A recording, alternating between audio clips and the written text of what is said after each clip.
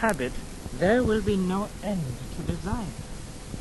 For instance, when you have a house, a shelter, first, all you wanted was just a shelter. But when you have a house, this sort of box shape is not good enough. No, you want to have something so that you have a bedroom, a living room, three more things. But when you have all of those, this is not big enough somehow. You've got to get a bigger one. And then when you have all of those things, well, how can I live in this house if it's not well furnished?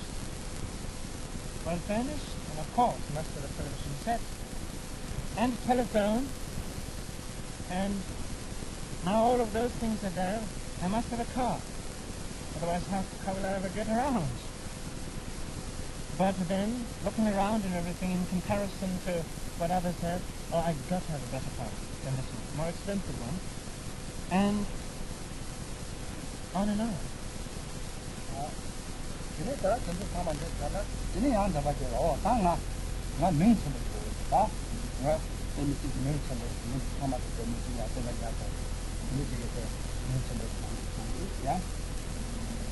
But when you have all of those things, then another sort of bigger issue comes. Where do I stand in terms of other people's perception? How can I make myself more visible, more important, and more sort of acknowledged, recognized?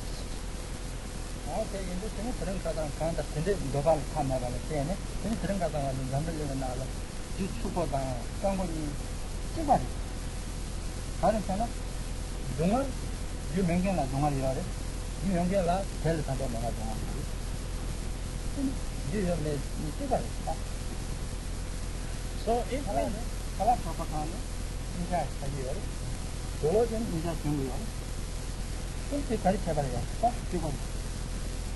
so if Rinpoche may put it this way, living in the world that we live in, actually poor people and the rich people have the same suffering. And actually rich people have more suffering. Both must eat, both must wear clothes, and which they do. But this insatiable desire, dissatisfaction, that is the sort of the reality that one lives in.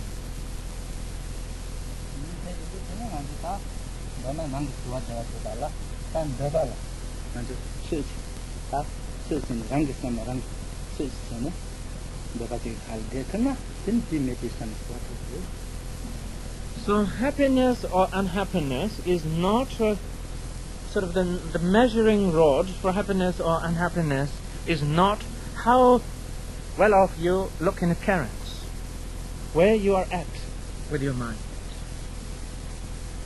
And so if we can therefore begin to, what is sort of most intimate to us, closest to us, begin to take care of our mind, our sort of intellectual and emotional mind, and begin to work with it, so that there is some growth, development in the way of increase of harmony through the wisdom of sense of moderation and contentment. It will be doing a personally wonderful favor to one's own well-being.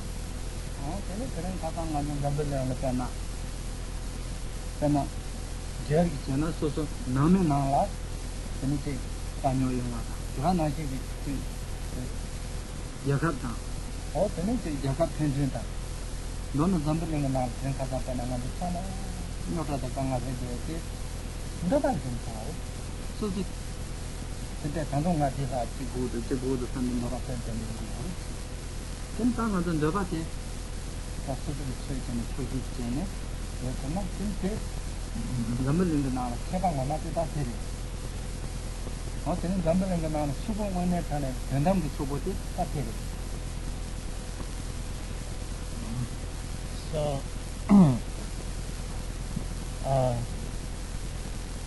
when we are living in the world, our experience is whether at the level of a smaller unit of a family, or a community, or country and world, is a source of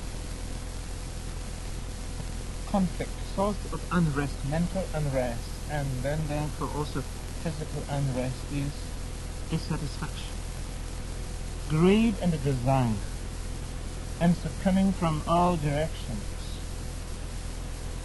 And the reason that there is a conflict within family in the world is because of desires and greed of all kinds. Everybody wants more and more of this and that. Dissatisfaction. And if we can begin to thus understand that the wisdom lies in giving oneself sort of a break from this being sucked into pursuing one's greed and desire, and having sort of the space of contentment and moderation. That is knowledge, in which personally feels there is wisdom, simple and practical wisdom. And there is wealth. In contentment and in moderation there is wealth. Because the wealth out there, the deceptive wealth doesn't bring satisfaction. And there is happiness in it too.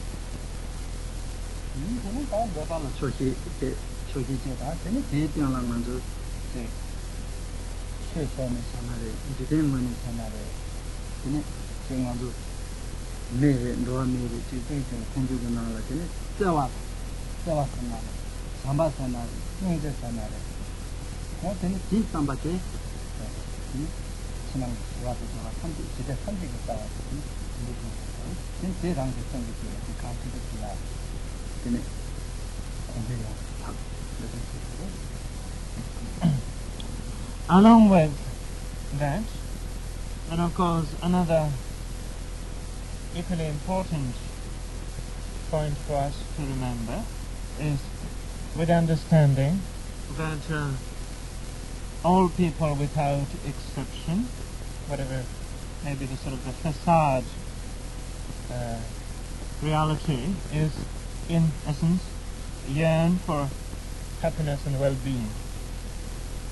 And with that in mind, bearing that in mind, as an individual sort of member of world society,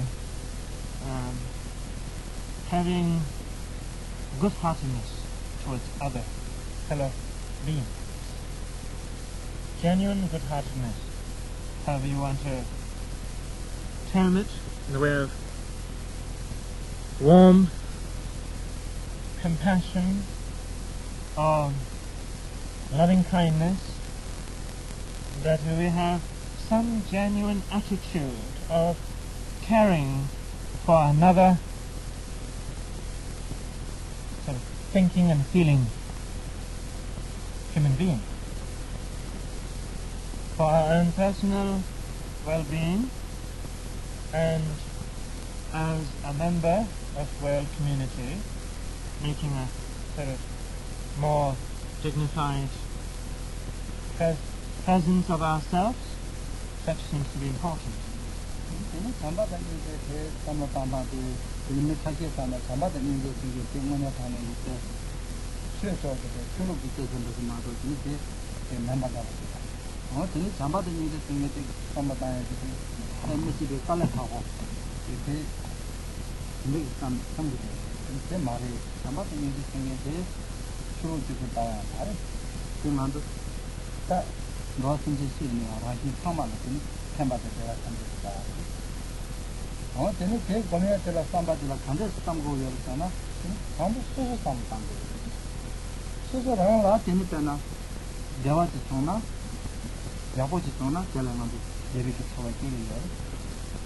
문제 봐 정말 바람 동아지 문제 쳐봐 되는 방도 소수 비대도 쳐봐 돼 남녀체는 그래서 이제 gen다를 삼을 다음에 찍어 가장 안주 매트릭 있잖아 수소랑을 개발다 동아지 쳐봐 이거 된 하고 이거 그냥 gen다를 된다면 이거 지금 쓰는 건데 삼을 땅이 나와 결국엔 되는 건 문제도 삼아서 너무 요나 근데 이제 그는 수소랑을 타요 같아 나 이제 정말 이거 근데 이거 힘에 근데 제 정말 대완들 봐도 정말 동안 문제 걸린 바지 지금 양반인데 근데 저기잖아 이거 봐지 저기잖아 템바도 저기잖아 근데 있잖아 근데 나랑 템바도 얘나 템바 근데 가만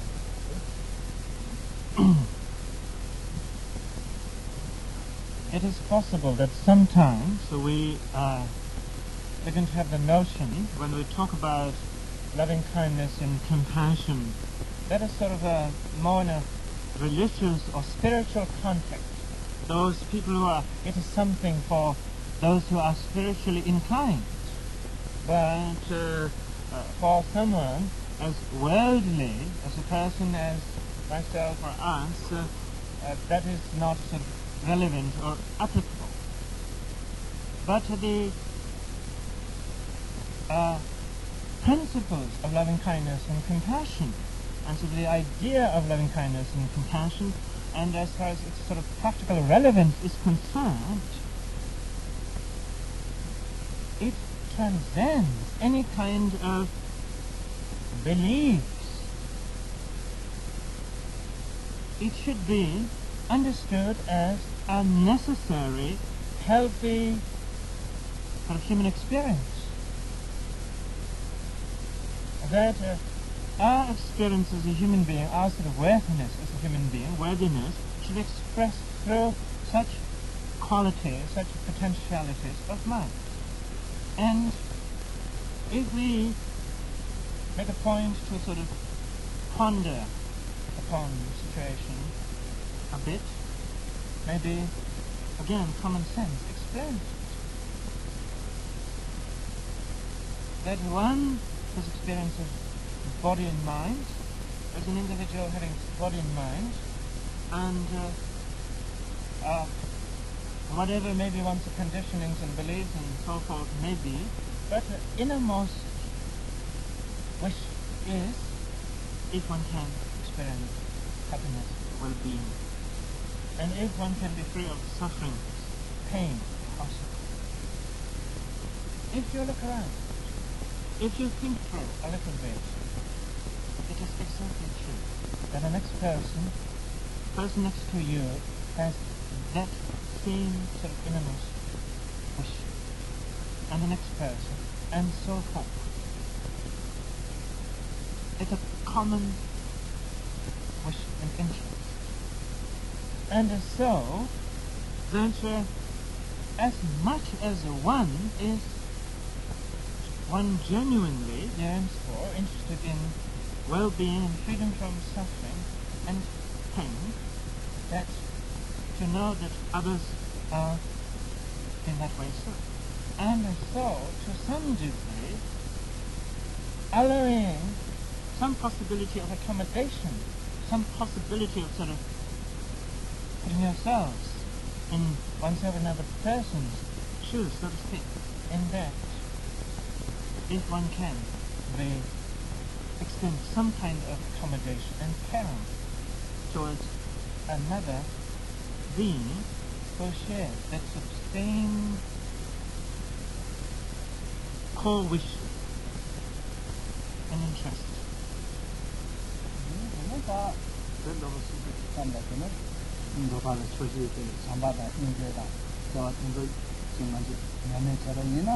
Ini dia kata susu ranking yang mana mangga sudah dijual. Oh, ini cara dia ni tanah ranking tinggal usia na, cara dia ni ranking sampai ini juga misalnya, cina sini juga cina Malaysia tempat itu. Oh, lucu Jawa sana Amerika tempat itu. Cara dia ni susu Jawa itu kau nama itu sama Jawa itu. Ini gitu ni yang saya. Saya sampai masih saya Jawa ini masih gambar yang lah tak. Thank you. I just found that Mr. Get that some of the Mr. Saman in the Gamble 생각하고 아이언을 했잖아. 그 타투고. 잘했잖아. 남들은 미타마들이 다 미 로아메인 바다들 지도 따와 있는 거 살아요. 그래서 근데 그 상기에 봐 지도 따와 있는 거 지금 거신이니까 나시 병을 있잖아. 근데 얘가 깨다 하버드 드링 가다가 남들은 데라 이 아마도 모르겠다. 정부 기내지 나야 내가지 할 때는 남들은 가서 들어 있는 거 member getting Jura in Maya, Mutaji is some of the Sajil, Domination, you are younger, to drink Katamara, Muslim, Hongdua. Today is that any one to see great money, Tadabu, Samata, music, to somebody, may Yarata, somebody needs to open on a 10 of Jena, and take it around like she has something like it. The building is something.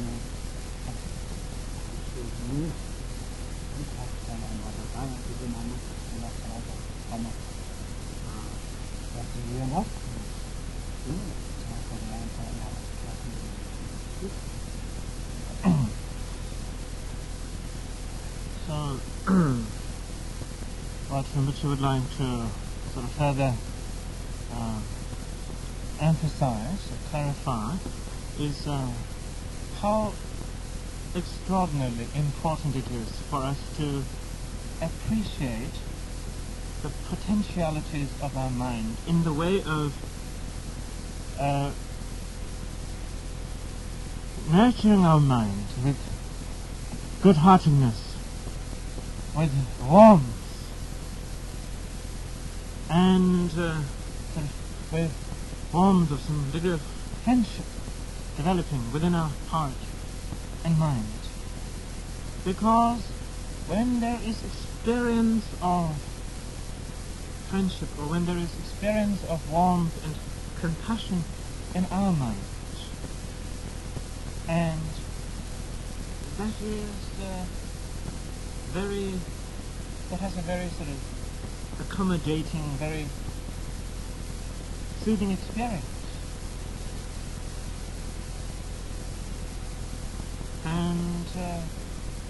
And it takes place on a very sort of practical level. It's not sort of on a very theoretical context only. And if a person, for instance, has integrated the experience of compassion and kindness and has some sense of richness in that experience of mind, obviously that person can afford to appear in a more gentle way. The person can very easily afford to communicate in a more sort of gentle, a kinder way, because how you appear and relate to the world entirely up to where you are at with your mind. So what kind of outlook you maintain, what kind of mental disposition you're able to maintain. And so, personally, it is very nurturing. It's very sort of uplifting to be able to maintain that state of mind. And then, that because of the way we come across, way we extend ourselves to others, it's a source of benefit, as a source of inspiration for members of families, friends, colleagues, people around one in one's life. And so, but not only on that level, but actually it is a source of benefit, source of sort of upliftment for the world as a whole. And oftentimes thought comes in our mind, oh, what one individual like me, what difference one individual like me will make. of course, we do make differences. The society, world society, is made up of individuals, not individuals living in seclusion, individuals living in the context of society. And living in the context of society, that we, out of our interactions, and which involves sort of chain action, and we influence the world that we live in. And we know it. We have examples.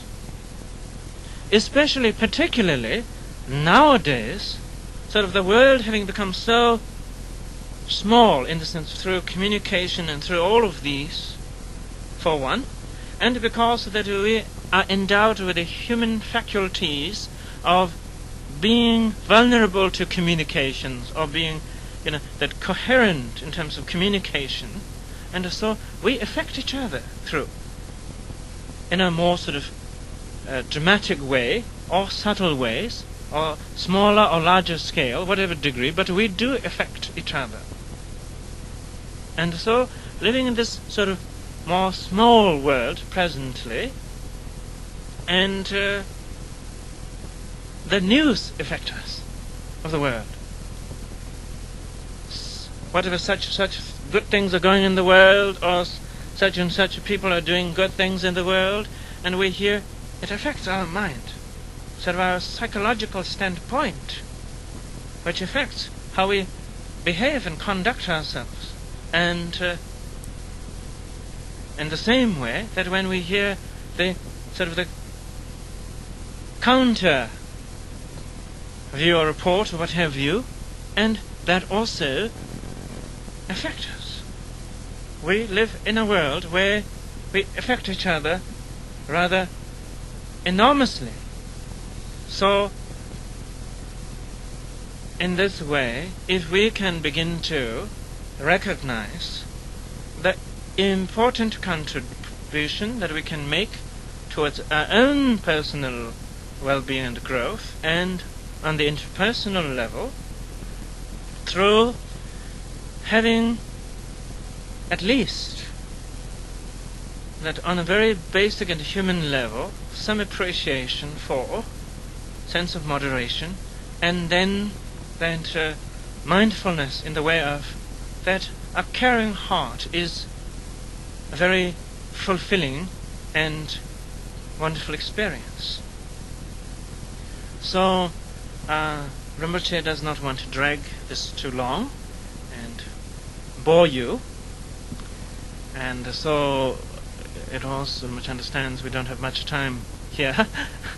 So he will conclude here, and for whatever remaining time we have together, if anybody would like to ask any questions, Rinpoche would be happy to present his thoughts.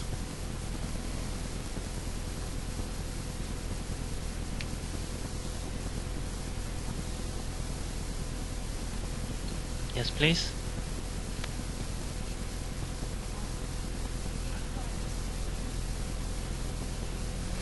Very strongly. How do you suggest that you do this?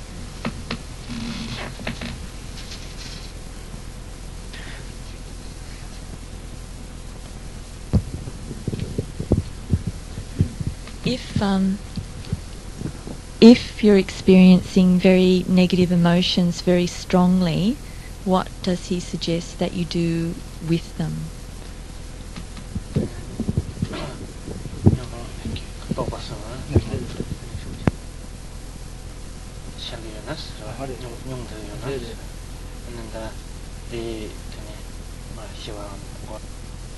다들 저단계 다 nyumungu toba sharwa te dene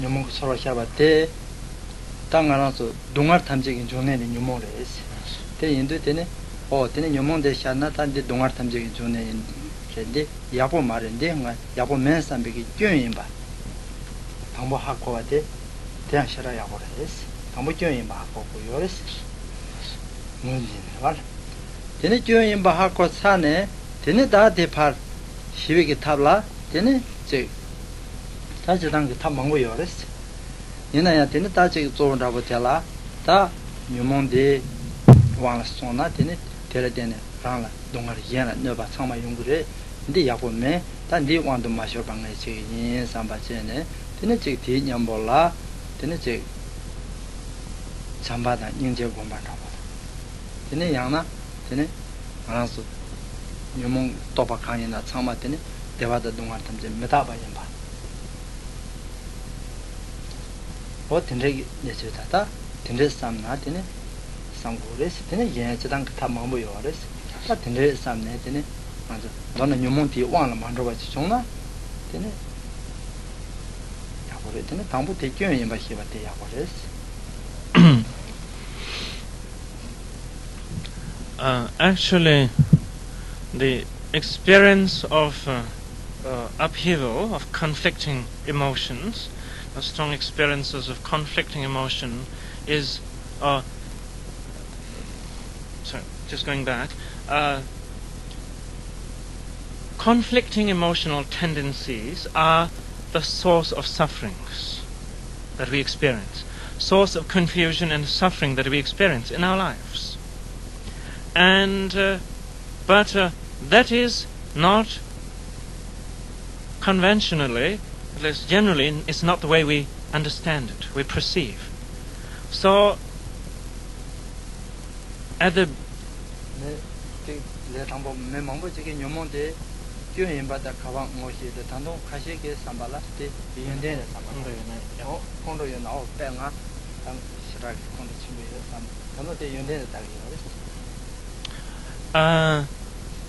so you have to at least come to understanding and appreciate the fact that to have conflicting emotions is a shortcoming.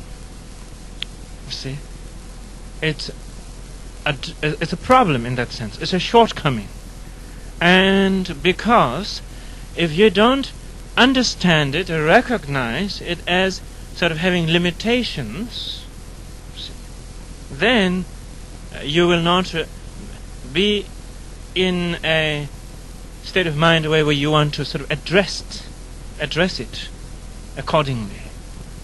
And the reason that Rinpoche is saying this is because generally we don't perceive conflicting emotions as some problems or shortcomings.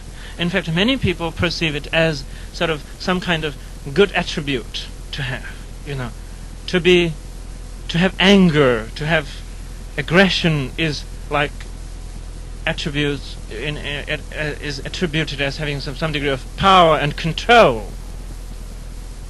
But if you really have power and control, it shouldn't bring you suffering, you see. Because if you are suffering as a result of power, then that's not really. There's contradiction there, you see. So one has to be able to understand from the point of view that it is a limitation, you see, and something that is not desirable, as opposed to wanting to sort of keep up with it, feed it further, you see.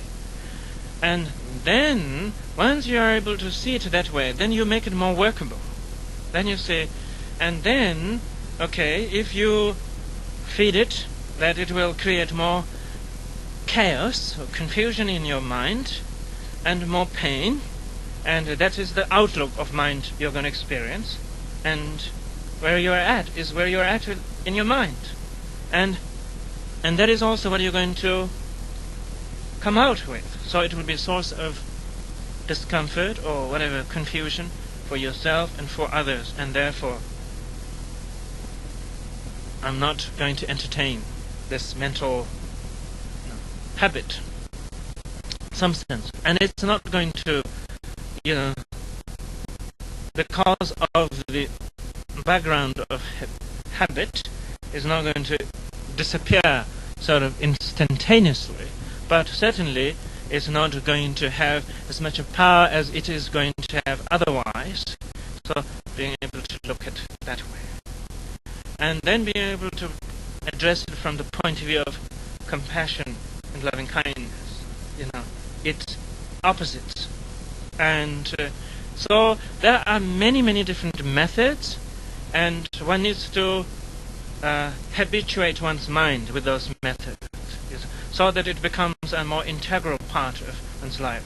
So meditation or familiarizations are for such purposes, so that you have more sort of an integral experience of them as opposed to on the thinking level.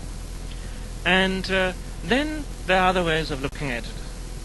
Also that because of our fixation, not only do we have these habitual tendencies arising, but we have tremendous fixation to the notion of their reality. They're like very real, you see.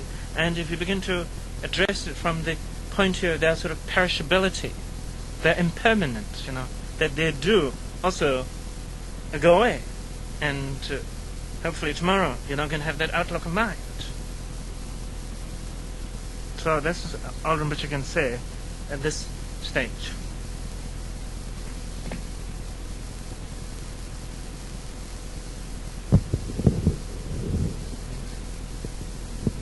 You mentioned the mind and intellectual and emotional mind. Yes. Could you perhaps elucidate a little bit to me?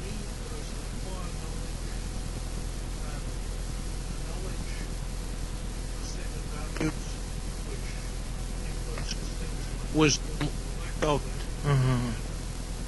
Thirdly, a set of emotions like enthusiasm, Yes. Could you, in as few words as possible, explain the human personality as seen from a Buddhist concept? I know nothing about Buddhism.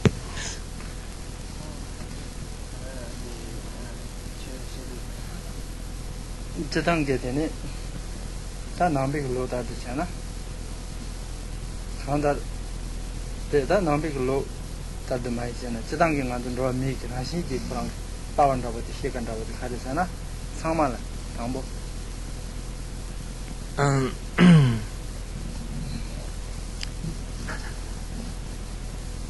I'm not quite sure how well I can formulate this for you, but I'll make an attempt at it. And if I fail, pardon me.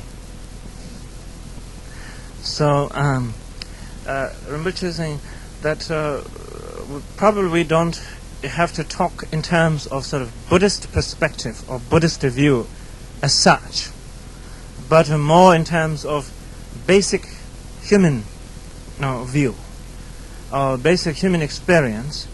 And the basic human experience is that as we sort of come out of the mother's womb, and when we are formed in as a human entity, and come out of the mother's womb, and then onward, there is this sort of sense of identifying. Identification is the sense of me or I. And that sense of claiming, sort of self-claiming, didn't have to be taught by anybody. Didn't have to be taught by our mother or by a teacher at the school or anybody else. That sense of me or mine. And it is that which perceives the sense of me or sense of I is what is referred to as our mind, our consciousness. It is that this which sort of makes a claim for me or mine and focus on that sense of identity of me and mine, and through its sort of various vehicles of operation, faculties, the sense faculties, that which some become the vehicle of seeing, others hearing, and so forth, and because of the various sense consciousnesses, as would say, and in relationship to with the sense fields, so many sense impressions are collected. And even though there may be classifications because of the avenue from which the mind is operating, either through the sense consciousness of sight or hearing, what have you, but essentially it is what we call the activity of the mind. Mind meaning that this knowing, thinking, perceiving mind, which claims for self and which claims for the operations and activities of these senses, and which experiences then, which has the twofold experience of a sort of intellectual side to it as well as emotional side to it, and this is sort of the co-emergent personality, if you would. This earning up for I and or self and operating from that standpoint is our sort of basic human personality. And then as far as the extent in which emotions or the intellectual realm is of a greater or lesser in terms of degree, then depend on also the habitual influence on that thinking and knowing or perceiving characteristic of mind.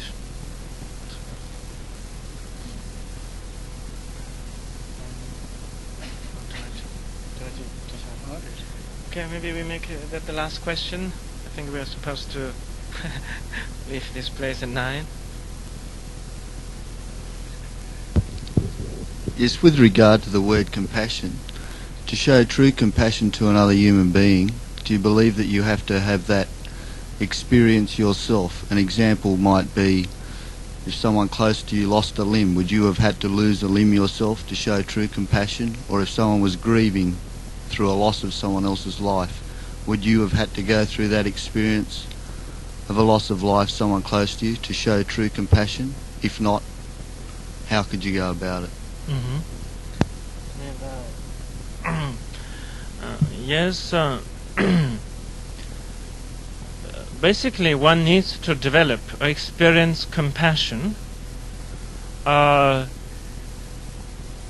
So compassion very strongly integrated in one's life, so that one has the strength of mind and ability to be able to do anything, anything without reservation towards being able to help, others.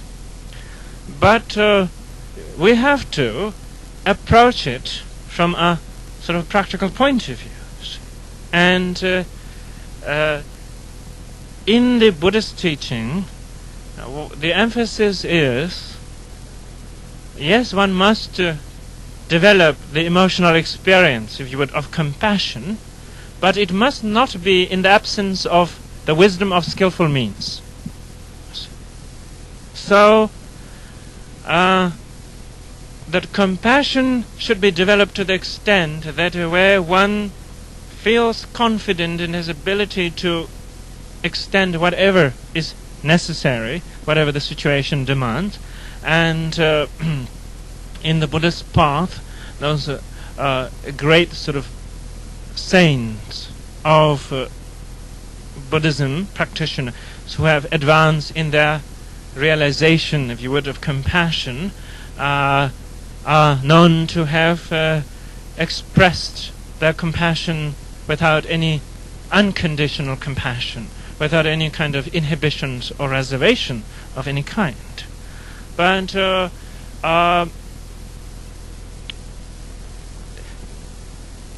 if what one is doing in the way of compassion is of true benefit, you see, and one is able to do it too. That would be amazingly wonderful, yes. But if one is doing something in the name of compassion, but it doesn't bear any beneficial fruit, then that it is more sort of, it will be more kind of overwhelmed by some degree of emotions, lacking the wisdom of skillful means.